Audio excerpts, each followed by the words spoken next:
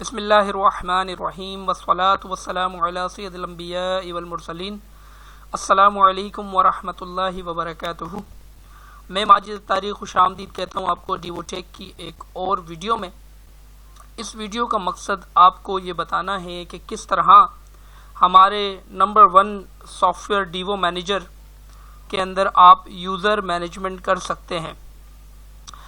ये video डिवो manager के तीनों वर्जन्स यानी डिस्ट्रीब्यूटर्स के लिए, चाहे वो फार्मा के डिस्ट्रीब्यूटर्स हों या वो कंज्यूमर के डिस्ट्रीब्यूटर्स हों, और होलसेलर्स के लिए और रिटेलर्स के लिए, डिवो मैनेजर के तीनों वर्जन्स के अंदर ये वीडियो एप्लीकेबल है। यूज़र मैनेजमेंट जिस तरह मैं आपको डिमॉन्स्ट्रेट करूंगा इसी तरह तीनों वर्जन्स के अंदर की जाती है। यूज़र मैनेजमेंट बेसिकली होती क्या है? यूज़र मैनेजमेंट ये होती है कि आप यूज़र्स बनाते हैं, उन यूज़र्स के अपने पासवर्ड्स होते हैं और यूज़र को जो जो राइट्स आप देते हैं, जो प्रिविलेजेस आप देते हैं, वही वो काम करता है। तो चलते हैं सॉफ्टवेयर की तरफ। सबसे पहले हम आपको ये बताते हैं कि यूज़र्स बनाए कैसे जाते हैं। तो यूज़र्स बनाने के लिए आप टूल्स के मेन्यू में आ जाएंगे, देन यूज़र्स के मेन्यू में जाएंगे, देन यूज़र्स के मेन्यू में आ गए। यहाँ पर आके आपने न्यू करा, न्यू करने के बाद यूज़र बनाया। मैं अपना नाम दे देता हूँ माजिद, और मैंने इसका पासवर्ड दे दिया, पासवर्ड दिया, देन मैंने पासवर्ड कंफर्म किया और उसके बाद मैंने ये यूज़र सेव कर दिया। यहाँ मैं ये भी बताता चलूँ कि जो एडमिनिस्ट्रेटर है, यूज़र्स बनाना चेंज करना ये एडमिनिस्ट्रेटर का काम है। तो एडमिनिस्ट्रेटर यूज़र्स, यहाँ हमने यूज़र बनाया भी है। अगर यूज़र अपना पासवर्ड भूल जाए और एडमिनिस्ट्रेटर को कहेगा सर मुझे पासवर्ड दोबारा दे दें, तो आप यहाँ से पासवर्ड चेंज भी कर सकते हैं। मैंने दोबारा फाइंड किया, यूज़र का नाम दिया, यूज़र सेलेक्ट किया, एडिट किया और यहाँ पे आके मैंने उसका पासवर्ड चेंज कर दिया। पासवर्ड मैंने चेंज किया एंड सेव करा दिया। यूज़र का पासवर्ड जो है वो चेंज हो गया और ये यूज़र भी सेव हो गया। तो एडमिनिस्ट्रेटर यूज़र बना भी सकता है, ख़त्म भी कर सकता है, एडिट भी कर सकता है, पासवर्ड भी चेंज कर सकता है, उसका नाम भी चेंज कर सकता है, व्हाटएवर। इसके बाद एडमिनिस्ट्रेटर, अब ये सॉफ्टवेयर जो वो बैकअप लेगा, हम बैकअप ले लेते हैं, ठीक है। उसके बाद यूज़र राइट्स जो देने हैं यूज़र को कि वो क्या क्या काम करेगा। तो मैं अब आपके सामने ये यूज़र जो है वो लॉगिन करता हूँ। मैंने एग्जिट किया, एग्जिट करके मैं सॉफ्टवेयर दोबारा रन करता हूँ। ये मैंने सॉफ्टवेयर रन किया, मैंने यहाँ यूज़र लिया जो हमने अभी बनाया था, ये यूज़र ले लिया। तो अगर मैं किसी भी मेन्यू में आऊँगा तो मैं उस मेन्यू को एक्सेस नहीं कर सकता। बाय डिफ़ॉल्ट किसी भी यूज़र को कोई भी मेन्यू एक्सेस नहीं होता। ना मैं कंपनीज के मेन्यू में जा सकता हूँ, ना आइटम के, ना किसी भी मेन्यू में नहीं जा सकता, ना कोई रिपोर्ट नहीं सकता, मैं कुछ भी नहीं कर सकता जब तक कि एडमिनिस्ट्रेटर मुझे ये मेन्यूज देना। तो मैं अब एडमिनिस्ट्रेटर को लॉगिन कराते हैं। मैंने एग्जिट किया, सॉफ्टवेयर रीरन किया, रीरन करने के बाद मैंने जो है वो यहाँ पे मैंने दोबारा एडमिन को लॉगिन किया और उसके बाद मैं दोबारा टूल्स के मेन्यू में आ गया एंड यूज़र्स के मेन्यू में आ गया, यूज़र राइट्स के मेन्यू में आ गया। यहाँ पर एक बात बहुत ज़रूरी मैं आपको बता दूं कि जब भी आपको यूज़र मैनेजमेंट जो है वो सॉफ्टवेयर में अप्लाई करनी होगी ना, सबसे पहले एडमिनिस्ट्रेटर का पासवर्ड चेंज कर लीजिएगा। ऐसे एडमिनिस्ट्रेटर का हमारा डिफ़ॉल्ट पासवर्ड है एडमिन।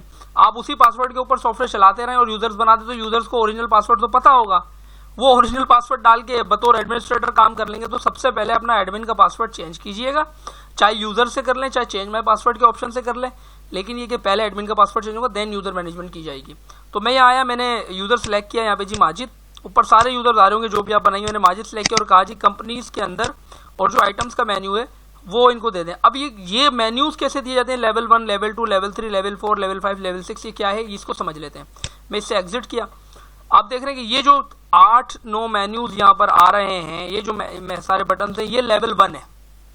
जब मैं इस पर क्लिक करता हूँ तो उसके बाद ये जो मेन्यू खुला ये लेवल 2 है।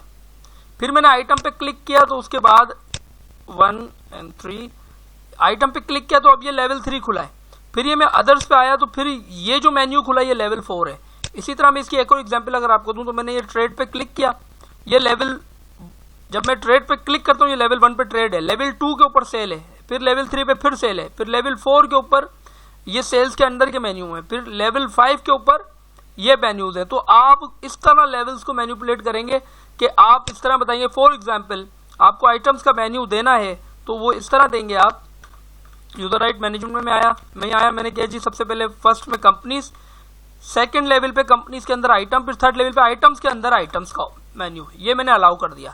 इसी तरह अगर मुझे SSR यानी स्टेटमेंट अलाउ करनी है तो उसका जो पाथ है वो ये है कि फर्स्ट के ऊपर रिपोर्ट्स है, रिपोर्ट्स के अंदर ट्रेड है, ट्रेड के अंदर सेल्स है, सेल्स के अंदर फिर सेल्स है, फिर सेल्स के अंदर सॉरी हमने स्टेटमेंट यानी SSR देना है तो रिपोर्ट है फर्स्ट पे, सेकंड पे कंपनीज है, कंपनीज के अंदर आइटम्स है और आइटम्स के अंदर स्टेटमेंट है। तो इस तरह आप पहला लेवल सिलेक्ट करेंगे तो सेकंड लेवल के मेन्यू आ जाएंगे, सेकंड लेवल सिलेक्ट करेंगे तो थर्ड लेवल के आ जाएंगे। तो इसको समझना जरूरी है।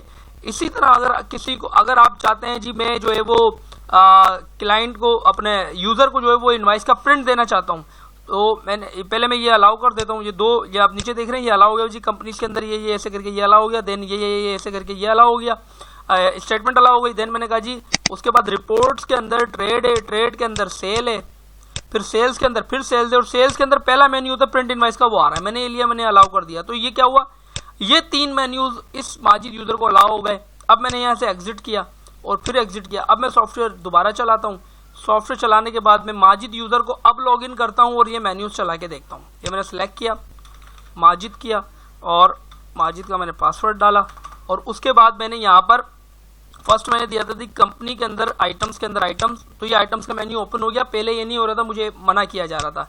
इसी तरह मैं रिपोर्ट्स में गया, उसके बाद कंपनीज के अंदर आइटम्स के अंदर statement, stock sales and return report, ये मैंने जो है इसको अलाउ की, ये भी खुल गई है। इसी का शॉर्टकट ये नीचे DSSR होता है, तो ये खुल गई है। ये जो नीचे शॉर्टकट्स दिए मैं, ये खुद मेन्यूज नहीं होते ये मेन्यूज यहाँ ऊपर मेन्यूज में ही है, मगर यहाँ पर इनके शॉर्टकट्स दिए मैं, ये भी अपने पर्टिकुलर पाथ के हिसाब से यूजर राइट को चेक करके ये अलाउ होते हैं।